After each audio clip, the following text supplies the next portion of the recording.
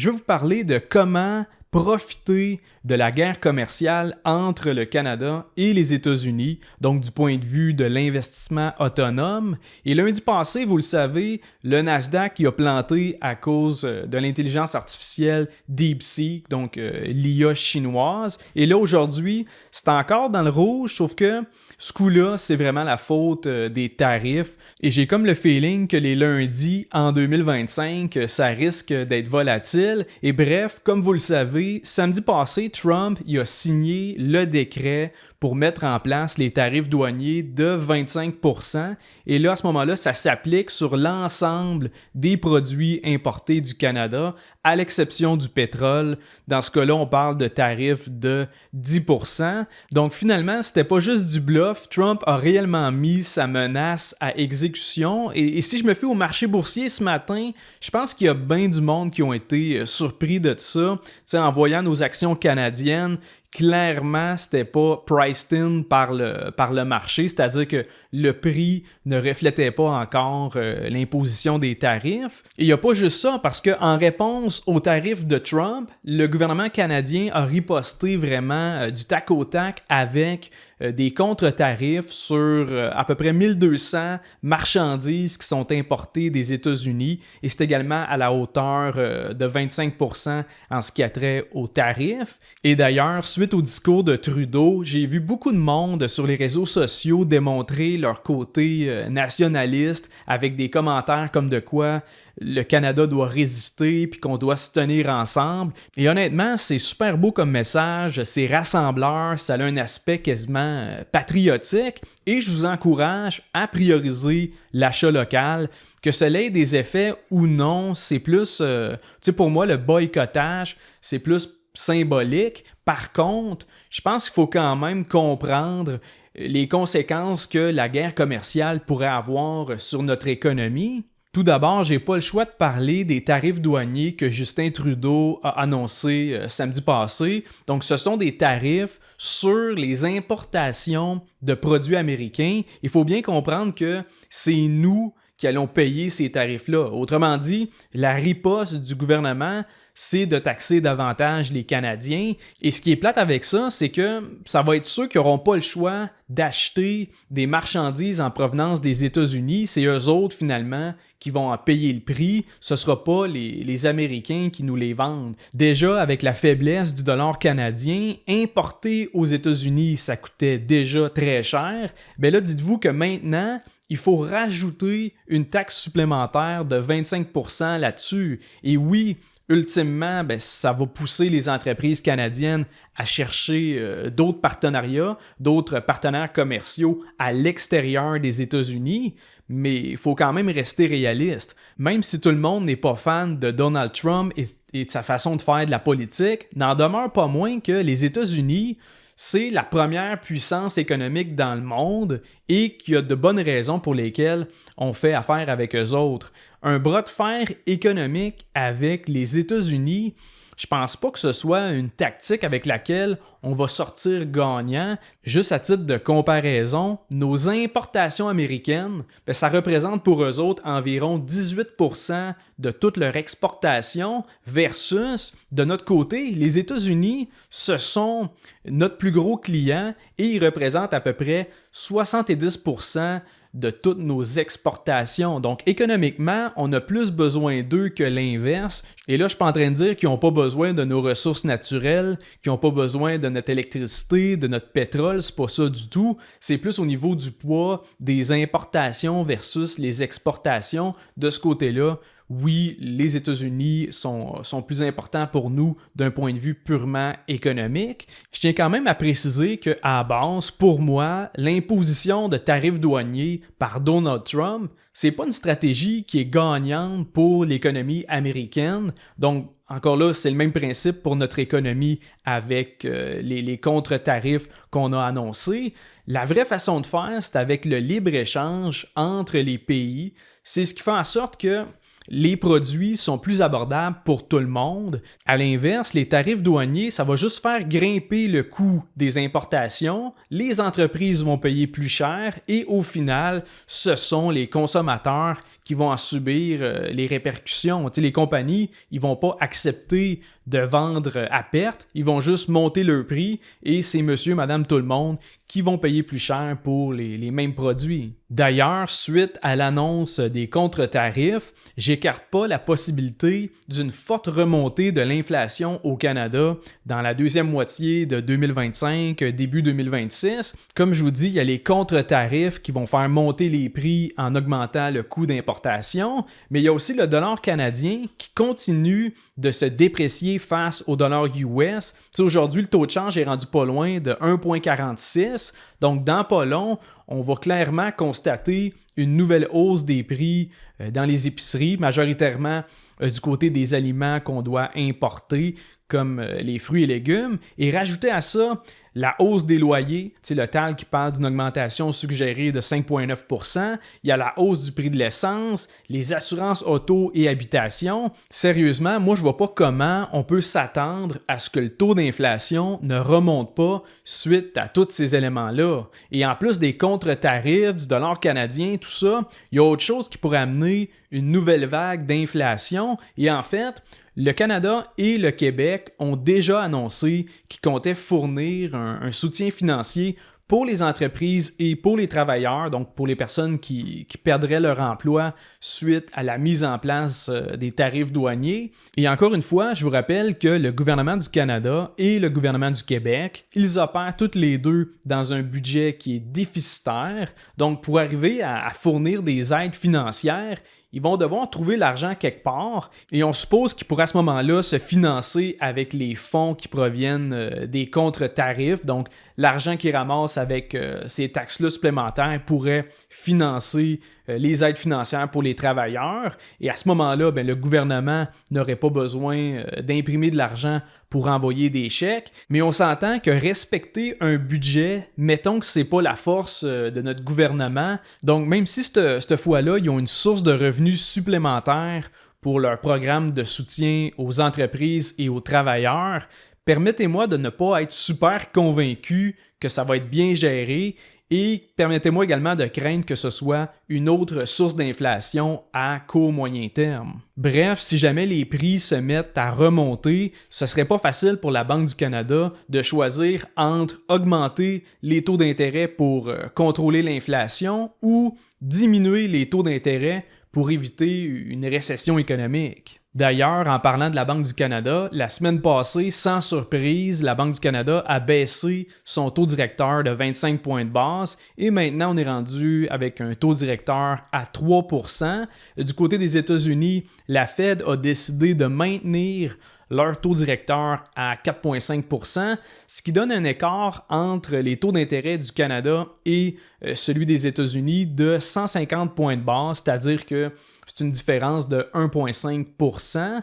Et oui, l'écart grandissant entre les taux directeurs, c'est une des raisons pour laquelle le dollar canadien continue de perdre la valeur face au dollar US. Mais comme on a pu le constater aujourd'hui, avec le taux de change qui est passé au-dessus de 1,46, il n'y a pas eu de nouvelles décisions de la part des banques centrales. C'est vraiment la guerre commerciale et toute l'histoire des tarifs douaniers qui ont également une incidence sur la dépréciation du dollar canadien.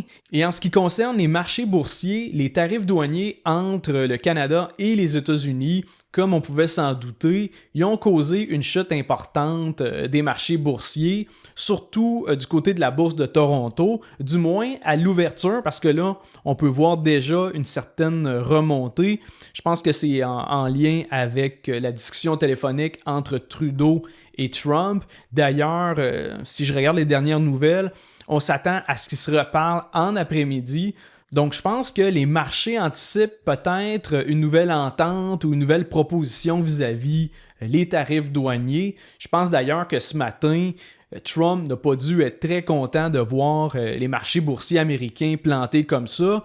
Pour vous donner une idée, ce matin, le S&P 500, l'indice Nasdaq, le Dow Jones, tout ça, c'était dans le rouge à différentes intensités, mais quand même, les marchés étaient tous à la baisse. Et du côté de l'indice S&P TSX composé, qui est l'indice boursier canadien, on affichait une baisse d'à peu près 2% ce matin. Déjà en ce moment, comme je vous dis, il y a une certaine remontée, donc c'est beaucoup, beaucoup moins pire. Et de mon côté, ce matin, tout près de l'ouverture, là, donc pas à 9h30, mais pas loin de là, j'ai acheté du BRP, donc symbole DOO, à 61,75 $, et j'ai également acheté du Magna International, donc symbole MG, à 53,10 $. Donc, c'est deux actions canadiennes qui étaient en baisse d'environ 10%, pas loin de l'ouverture des marchés. Pour moi, directement à ce prix-là, tarif douanier ou non, c'était une aubaine. Donc, j'ai décidé d'acheter ces deux titres-là. Et là, comme tout le monde, j'attends un peu le dénouement avec l'appel téléphonique. C'est peut-être rien du tout, c'est peut-être une meilleure proposition, c'est peut-être une annulation des tarifs douaniers. On le sait pas. Trump est assez imprévisible. Je sais pas s'il va être prêt à faire marche arrière. Je pense pas que c'est Trudeau qui va le pousser à reculer. C'est davantage du côté des marchés boursiers. Je pense que Trump, il veut vraiment un stock market qui est en santé. Il veut les actions américaines qui montent. Il souhaite que ce soit un golden age pour les États-Unis. Et évidemment, ça passe par les marchés boursiers. Et rapidement, si on regarde les entreprises canadiennes cotées sur le TSX, les compagnies qui devraient être les plus touchées par les tarifs, si tout est maintenu comme en ce moment, ben ce sont les entreprises dans l'industrie du bois d'œuvre, les pièces automobiles, l'acier, ainsi que les entreprises dans le secteur de l'agriculture et de l'aéronautique. D'ailleurs, pour ceux qui sont abonnés à mon infolette, je vais vous faire une liste des compagnies canadiennes avec leur symbole sur le TSX pour que là-dedans, peut-être que vous arrivez à trouver des opportunités intéressantes pour le long terme. Justement, pour ceux qui se posent la question, est-ce que présentement, c'est le temps de vendre ou d'acheter en considérant la guerre commerciale et les tarifs douaniers entre le Canada et les États-Unis? Bien, premièrement, si votre horizon de placement est sur moins de 5 ans, je suis désolé, mais vous ne rentrez pas dans la catégorie d'investissement à long terme. Et dans ce cas-là, que vous achetiez des actions ou des parts d'un FNB indiciel, bien, vous vous exposez à une correction à court terme. Et à ce moment-là, c'est pas impossible que vous décaissez vos placements en acceptant une perte. Donc, en partant, si vous mettez de l'argent de côté pour un cash down sur une maison, être investi à 100% en actions, c'est pas la meilleure stratégie d'investissement considérant votre horizon de placement. Deuxièmement, en ce qui a trait aux tarifs douaniers sur les entreprises canadiennes, c'est très difficile d'évaluer la durée des tarifs parce que, comme je vous dis, ils rentrent en vigueur demain. Combien de temps ça va durer? Ça peut durer une semaine, des mois, des années. Ça se peut que ça soit même pas en vigueur finalement. Je le sais pas. Et l'idée, c'est que c'est difficile d'évaluer la durée des tarifs et de mesurer également ça va être quoi précisément l'incidence que ça va avoir sur leur chiffre d'affaires et la profitabilité de ces entreprises-là. Ce qu'on peut faire de notre côté en tant qu'investisseur autonome, c'est davantage d'évaluer la solidité financière de l'entreprise pour déterminer si, premièrement, elle a les reins assez solides pour passer au travers d'une guerre commerciale avec les États-Unis, parce que les tarifs douaniers, dans tous les cas, ça reste une politique temporaire. T'sais, le vrai enjeu, c'est qu'on ne sait pas si ça va durer, comme je vous dis, quelques semaines, quelques mois ou plusieurs années. T'sais, si on repense au premier mandat de Trump, les tarifs douaniers de 25% envers les importations en provenance de la Chine, ça avait duré à peu près 1 an et demi, de juillet 2018 à janvier 2020. Donc, 1 an et demi avec des tarifs, c'est long et ça a des conséquences financières sur les entreprises. Et tout ça pour dire qu'acheter des actions d'une entreprise qui est présentement touchée par les tarifs, bien, il faut absolument que vous ayez une horizon à long terme parce que dans le court terme, il n'y a pas personne qui peut prévoir précisément ça va être quoi les conséquences sur leurs résultats financiers. Pour ma part, je considère que le marché est souvent bipolaire dans ce type de scénario-là, c'est-à-dire Il va paniquer quand on parle de mauvaises nouvelles et il va devenir euphorique dès que les choses ne vont pas aussi mal que prévu, dès qu'il y a des bonnes nouvelles. Donc, comme je vous dis, du fait qu'il est bipolaire, ça fait en sorte qu'on va souvent dans des extrêmes. Et en d'autres mots, ce matin, le prix des actions de certaines entreprises, il reflète la peur extrême des investisseurs. Et je suis convaincu que dans le lot, il y a des compagnies qui ne seront pas aussi affectées par les tarifs que ce que pensent les investisseurs. Et c'est ce qui m'a poussé ce matin à prendre position dans BRP et dans Magna International. Je ne sais pas à quel point je vais le garder pour 10, 15, 20 ans. L'idée, c'est que j'ai payé un prix qui me paraissait sous-évalué dû à une énorme inquiétude de la part du marché. Et pour finir, peu importe ce qui arrive avec les tarifs douaniers, sont-ils maintenus, haussés, baissés, peu importe. Oui, vous pouvez boycotter les compagnies américaines pour arrêter d'acheter des produits américains, vous désabonner de Netflix et tout ça. Par contre, je ne vous recommanderais pas de vendre vos actions US pour autant, dans le sens que faut mettre de côté nos sentiments par rapport aux politiques de Trump et garder la gestion de notre portefeuille indépendante de tout ça. Faut pas aller gâcher des années de rendement en bourse pour un acte de rébellion contre les tarifs douaniers. Au fait, personnellement, je vois plutôt ça comme une belle occasion de trouver des actions en aubaine et de devenir actionnaire dans des entreprises solides pour le long terme, que ce soit sur le TSX ou sur les marchés américains, parce que dans les deux cas, il va y avoir des opportunités. Et je le répète, chercher des deals, chercher des actions en rabais, quand le monde panique, ben ça a toujours fait partie de mon approche pour la gestion de mon portefeuille et c'est comme ça que j'ai réussi à surperformer le rendement du S&P 500 jusqu'à maintenant. C'est quand le monde est inquiet, quand il y a beaucoup d'incertitudes sur les marchés, c'est là que les opportunités vont sortir parce que là-dedans, il y a un sell-off généralisé dans le sens qu'on vend pas mal n'importe quoi sans étudier individuellement les titres qui sont inclus par exemple dans un FNB que des investisseurs vont décider de vendre. On vend rapidement. Et dans le lot, comme je vous dis, il y a certaines entreprises qui vont se retrouver sous-évaluées du fait qu'ils ont été vendues, même si les conséquences de la guerre commerciale et des tarifs ne seront pas aussi pires que ce que le marché anticipe. Dans tous les cas, il faut s'assurer de faire une analyse complète des titres dans lesquels on veut devenir actionnaire. Il faut comprendre dans quoi on investit.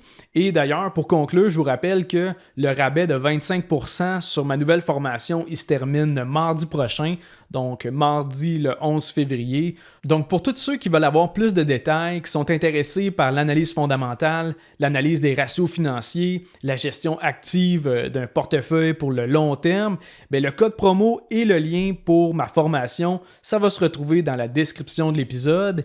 Et sur ce, je termine l'épisode d'aujourd'hui. J'espère que vous avez apprécié le contenu. J'ai fait un épisode spécial le lundi pour essayer de couvrir le plus rapidement ce qui se passe sur les marchés boursiers. Si vous aimez le podcast, je vous invite à laisser un 5 étoiles sur Spotify, à laisser un commentaire sur Apple Podcasts ou à vous abonner sur ma chaîne YouTube. Et on se revoit mardi prochain pour un autre épisode de Finance 360.